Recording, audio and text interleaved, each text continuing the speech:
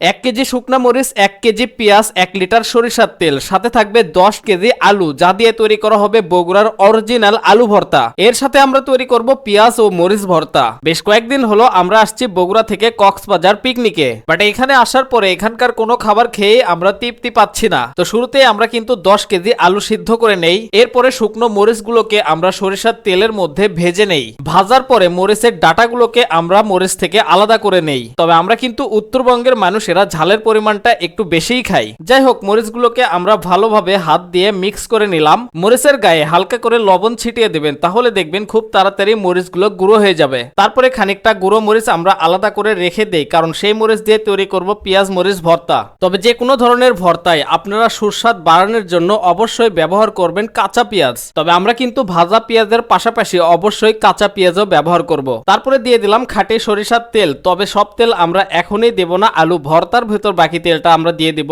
আলু সিদ্ধ করার পরই আলুর গায়ে যে ছাল আছে সেগুলোকে ছিলে আমরা আলুগুলোকে ভর্তা আগে থেকে বানিয়ে রেখেছিলাম। এখন সেই আলুগুলোকে পেঁয়াজ ও মরিচের সাথে ভালোভাবে মিক্স করতে হবে। ভাজা পেঁয়াজের পাশাপাশি আমরা কিন্তু খানিকটা কাঁচা পেঁয়াজও ব্যবহার করলাম, এর জন্য স্বাদ কিন্তু হবে দ্বিগুণ। আলুর পরিমাণ বেশি হওয়ায় হেল্পার হিসেবে কাজে লাগালাম ছোট ভাই ইউসুফকে। আলু ভর্তা খুব ভালো সফট হবে, এর জন্য আমরা খানিকটা আবারও সরিষার তেল ব্যবহার করলাম। আপনারা আলু ভর্তায় ঝাল কম খান নাকি বেশি খান তা কিন্তু অবশ্যই কমেন্ট করে জানাবেন। যাই হোক, আলু ভর্তা বানানো শেষ। এবারে আমরা বানাবো পেঁয়াজ ও মরিচ ভর্তা। পেঁয়াজ ও মরিচ ভর্তায় আমরা কিন্তু সম্পূর্ণ কাঁচা পেঁয়াজ ব্যবহার করব। তারপরে পেঁয়াজ ও মরিচগুলোকে খুব ভালোভাবে হাত দিয়ে মিক্স করতে থাকবেন। কিছুক্ষণ পরে আমরা কিন্তু আবারও দিয়ে দেই সেই খাঁটি সরিষার তেল। তবে লবণের পরিমাণটা কিন্তু অবশ্যই কন্ট্রোলে রাখবেন, কারণ বেশি হলে কিন্তু খাইতে পারবেন না। তো মরিচ ভর্তা দেখে কার জিহ্বায় পানি চলে আসছে তারা ঝটপট কমেন্ট করে জানিয়ে দিন। আর ভিডিওটি ভালো লাগলে অবশ্যই শেয়ার করে আপনার টাইম লাইনে রেখে দিন। আমাদের পিকনিকের জনসংখ্যা যেহেতু প্রায় 50 জন, এর জন্য আমরা 50টে ভাগ করতেছি ভর্তাগুলোকে। এই আলু ভর্তার সাথে ছিল পাতলা ডাল,